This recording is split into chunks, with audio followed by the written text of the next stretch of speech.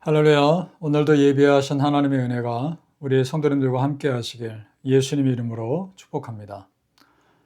오늘 우리에게 주신 하나님 말씀은 창세기 32장 9절 말씀입니다. 우리 함께 읽겠습니다. 야곱이 또 이르되 내 조부 아브라함의 하나님, 내 아버지 이삭의 하나님, 여호와여, 주께서 전에 내게 명하시기를 네 고향 네 족속에게로 돌아가라. 내가 너에게 은혜를 베풀리라 하셨나이다. 아멘. 자, 이제 야곱이 형 에서를 만나는 일이 남았습니다. 야곱의 입장에서는 가장 두려운 일입니다. 왜냐? 눈이 어두운 아버지의 약점을 이용해서 자신의 형 에서처럼 꾸며서 형이 받을 축복을 대신 받은 사실이 있기 때문이죠. 그로 인해 실제로 에서가 야곱을 죽이려고 마음먹었었죠. 아직 형의 분노가 해결되지 않은 상태인 겁니다. 그래서 형이 어떻게 반응할지 모르는 일이기에 야곱으로서는 무척이나 두려웠을 겁니다. 그래서 하나님이 그런 야곱에게 한 가지 두려워하지 말라는 사인을 주십니다. 창세기 32장 1절에서 2절 말씀입니다. 야곱이 길을 가는데 하나님의 사자들이 그를 만난지라. 야곱이 그들을 볼 때 이르기를 이는 하나님의 군대라 하고 그 땅 이름을 마하나임이라 하였더라. 아멘. 자, 야곱이 어느 정도 규모의 천사들을 만났는지는 알 수 없습니다. 그러나 하나님의 군대라고 표현할 정도면 상당한 규모의 천사의 그 무리를 만난 거죠. 자, 왜 하나님은 이런 신비로운 일을 야곱에게 경험하게 하셨을까요? 왜 이런 신비로운 것을 그에게 보여주셨을까요? 우연히 일어난 일이 아닙니다. 여러분, 우리 하나님이 우연히 또는 아무 의미 없이 우리 삶에 어떤 일들 하시는 분은 아니죠.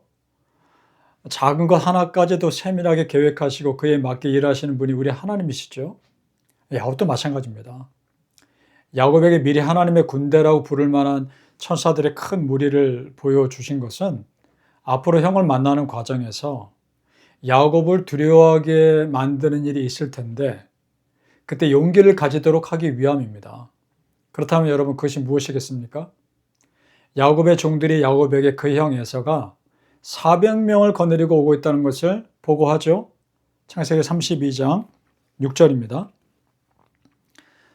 사자들이 야곱에게 돌아와 이르되 우리가 주인의 형 에서에게 이른즉 그가 400명을 거느리고 주인을 만나려고 오더이다. 자, 보세요 여러분. 형 에서가 400명의 사람들, 400명의 군대 아닙니까? 거느리고 야곱을 만나러 온다는 겁니다. 심상치 않죠? 오랜만에 만나는 동생을 만나러 오는데 왜 400명이나 되는 사람들을 데리고 나옵니까? 참으로 야곱을 치려고 그 많은 사람들을 데리고 나온 것인지도 모르는 거죠. 자, 그런데 야곱은 어떻습니까? 이미 하나님의 군대를 보았습니다. 하나님은 이런 상황을 다 아시고 야곱으로 하여금 담대하도록 하기 위해서 더 큰 하나님의 군대를 미리 보여주신 겁니다.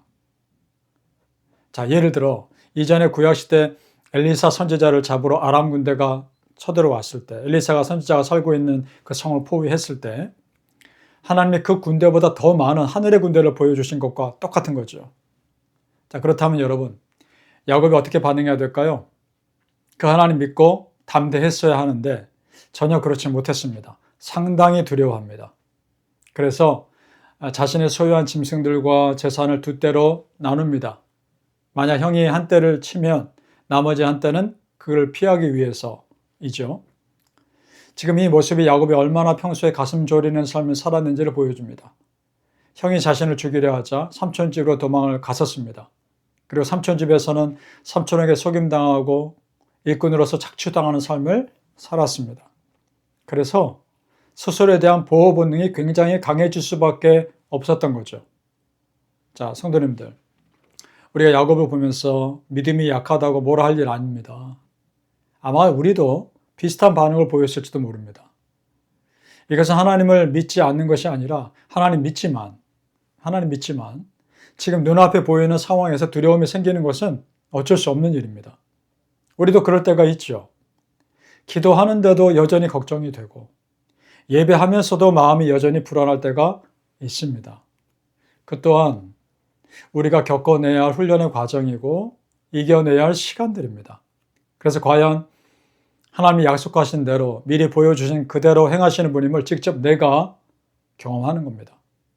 그래서 내 마음속에만 머무는 하나님 말씀이 아니라 내 몸으로 체험되고 내 손과 발로 느껴지는 그런 하나님 말씀이 되어야 하는 겁니다. 믿습니까? 바라기는 우리 성도님들, 야곱이 실수를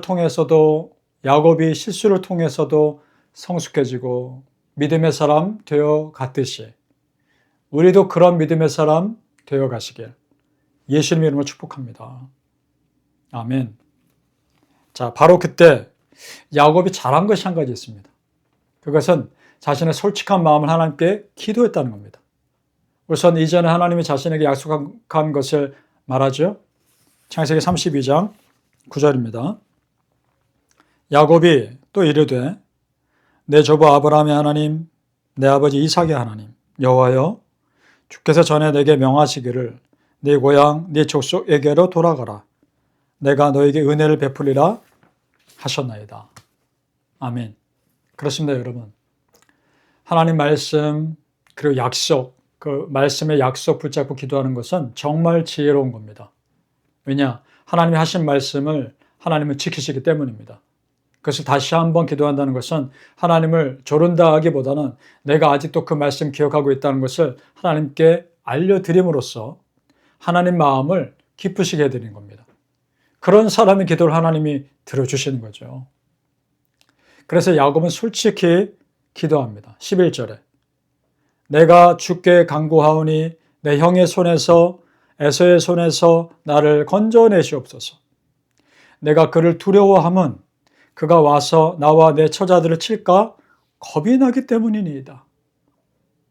솔직하게 기도하고 있죠. 자기 형 에서를 두려워한다는 겁니다. 그러니 그 손에서 건져달라는 겁니다. 그랬더니 하나님도 아주 확실한 응답을 주십니다.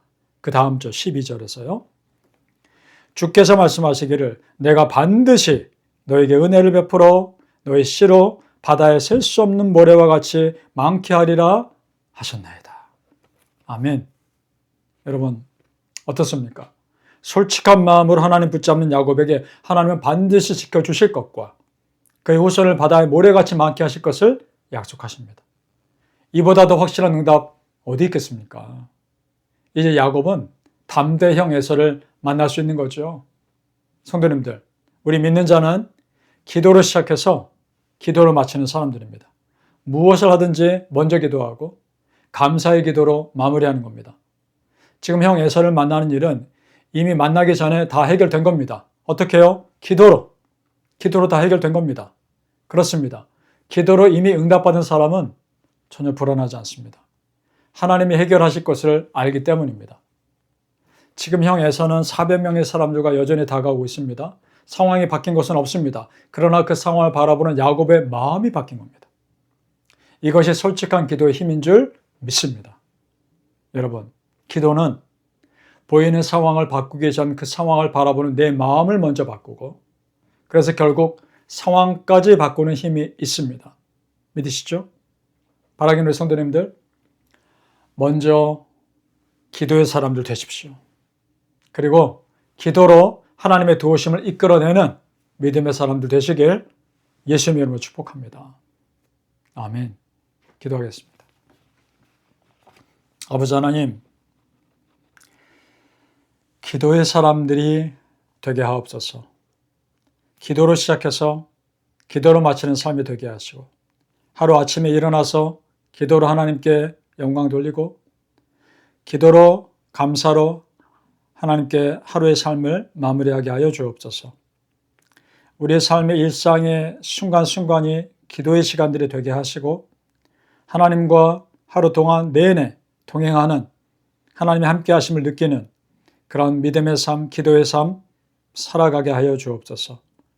어떤 일이 있어도 아무리 작은 일이라도 기도로 해결하게 하시고 기도로 이미 결과를 응답을 받으며 하나님께서 이루실 일을 기대하며 살아가게 하여 주시옵소서. 감사하며 예수님 이름으로 기도합나이다. 아멘.